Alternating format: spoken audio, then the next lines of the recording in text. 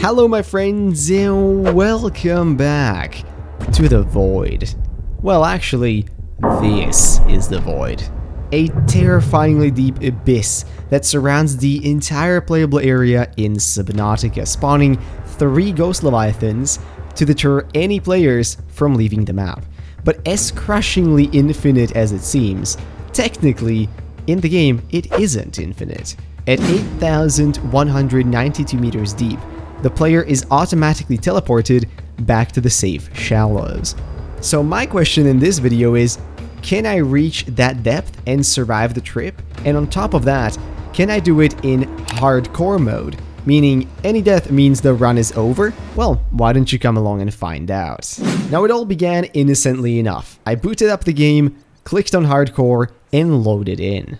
The start of the game was the same you would expect from any new playthrough. I climbed out of the life pod, took in the beautiful sights, and then it was off to gathering resources. Now, I had a bit of a plan in mind, and you will see this plan unwind as we go along. But for now, it was all about gathering the basic stuff. It didn't take me very long, and I had a survival knife at hand, and almost as fast, there was the scanner. Soon after, I crafted the standard oxygen tank to be able to dive a bit deeper, very essential at the start. And going along with it, I also got a pair of fins, just so I can swim a bit faster. Here, you can see me employing a very professional strategy to dispose of crash fish. Yes, you can actually get them out of the plant and slice them before they explode, negating any damage they do. It's a bit trickier than it seems though, so swim carefully. Here, I also managed to make the repair tool, which quickly led to me fixing my life pod. That's so much better. Decided not to fix the radio though. Soon enough, I had everything for the high-capacity tank, which would yet again increase the time I could spend underwater, which is super useful. And a flashlight followed not long after that. And then it was time to swim around and scan a bunch of stuff. I got some sea glide fragments, some stuff for the mobile vehicle bay, and a bunch of resources along the way. Soon enough, the sea glide was complete, well, at least in terms of blueprints. And luckily, it's not too difficult to build, so I built it pretty much right after that. And now it was full exploration time. I decided to scan a bunch of blueprints even though I wouldn't really be needing all of them, since again the goal here is not to beat the game. I would most definitely need this one though. Then I finally got the last one for the mobile vehicle bay, and then I built it because why not if I'm already here? Of course, I had no recipes at this point, but it would soon come in very handy. I also stumbled upon life pod number 6 here, get the ultra glide fins which could come in super handy as well. And then I got the last fragment for the sea moth, which was super cool too. Now, luckily, the sea moth is not too difficult to build this early in the game, so I promptly went back, gathered the resources, and built this thing. Aw man, this little submarine feels so good to operate, I freaking love it. I also decided to build myself a rebreather, just to be able to spend yet again more time in deeper areas. And then I pretty much set about exploring some of the wrecks you can find around the grassy plateaus. I did manage to find some laser cutter fragments which would be absolutely essential for getting inside of the Aurora. Now to get some resources, I decided to actually go into the Jelly Shroom Caves, and my run nearly all ended here. You see the mushroom that I'm approaching? It seems like a good idea to approach it, doesn't it? But it wasn't. As I'm just swimming, minding my own business, all of a sudden, this freaking thing charges like 10 centimeters from my head. Holy crap, like, that could have ended really badly. I was also only on half health already, so safe to say my butt cheeks were clenched, and I promptly made my way out of there. Now to actually get these resources, I decided to go to the mountain island instead. Here I found a bunch of useful stuff such as lithium and some diamonds. With those materials, I was able to build the laser cutter. And with the laser cutter, I was able to cut stuff with lasers. Shocking stuff over here. Down in another wreck, I got myself the vehicle upgrade console. This would be absolutely essential for tuning up some vehicles later. And I also got the charger for the power cells, though this isn't really something I needed. I just can't really help myself. If I see stuff to scan, I kind of just have to scan it. It is a problem, I know. I then spent a bunch of time looking around mushroom forests for fragments of the moon pool, which I would definitely need. Oh, and also the ship exploded at this point. But I didn't actually have any luck finding these fragments here. Since the ship exploded, I was now able to build the radiation suit. And I also decided to construct the habitat builder to be able to build the moon pool once I got everything for it.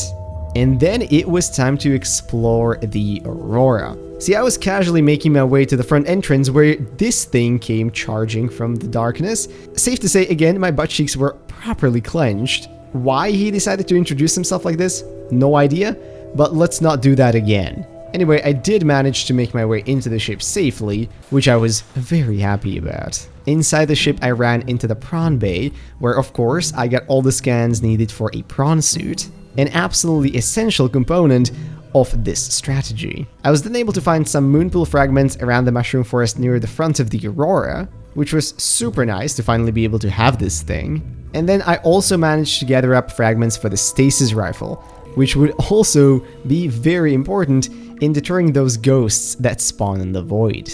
I went back to the mountain island to gather some resources, and then, after a lot of farming, I was able to construct the prawn suit. And let me tell you, I was getting a very unhealthy sensation of being very powerful at this point. So naturally, it was time to build, and the first thing to build would be the moon pool. This would be our base for the rest of the run since we don't really need much more. To power this beast, I built a single solar panel, which, you know, is not perfect but good enough. I then built the vehicle upgrade console inside, and after a bit more crafting, I also built the modification station, with the goal of getting the prawn suit depth modules. The stasis rifle was next, and it actually came pretty easy since I already had some resources from the jelly shroom caves earlier. And then it was time to go properly deep to gather more materials. So I leapt off and fell down all the way toward the Lost River. With some newly acquired nickel, I was able to build the MK1 upgrade. Now this wouldn't be enough, but it is a start. With the MK1 upgrade, it was time to go back down, even deeper this time. So here, why don't you enjoy a little bit of sped up traveling with some relaxing music in the background for all time's sake.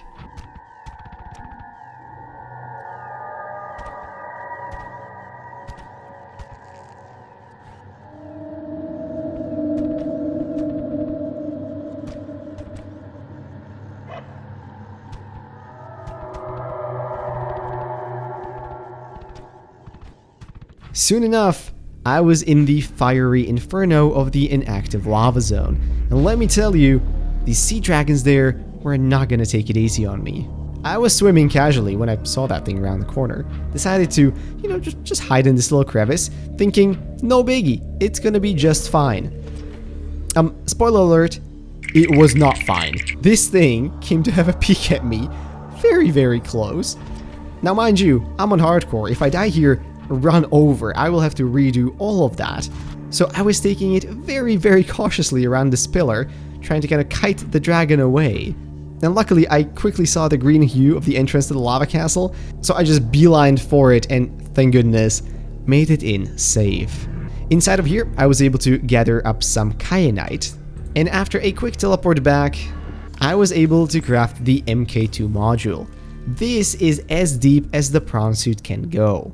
And now, well, now it was time to practice. See, the strategy here is very simple.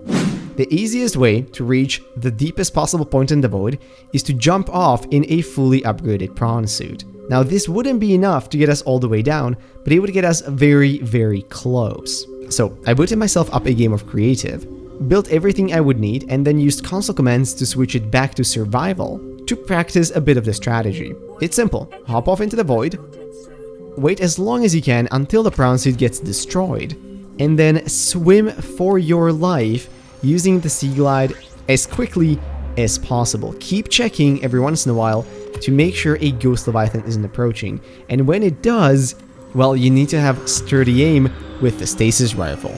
That way you can freeze them in place, keep swimming while checking for the other ghost leviathans, and with a bit of luck, you reach 8,192 meters deep to get you back to the safe shallows.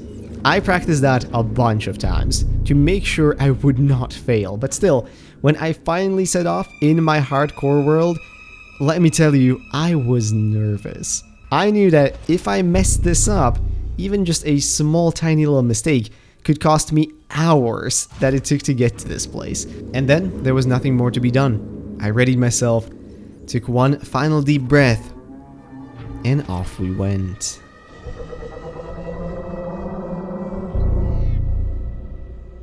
Leaving the world behind was very quick, and as you can see, the depth started increasing fast. Now the first 1700 meters or so would be very uneventful, since the prawn suit can handle that depth just fine thanks to all the upgrades. But soon enough we passed that depth, and as you can see, the prawn suit is now slowly being crushed.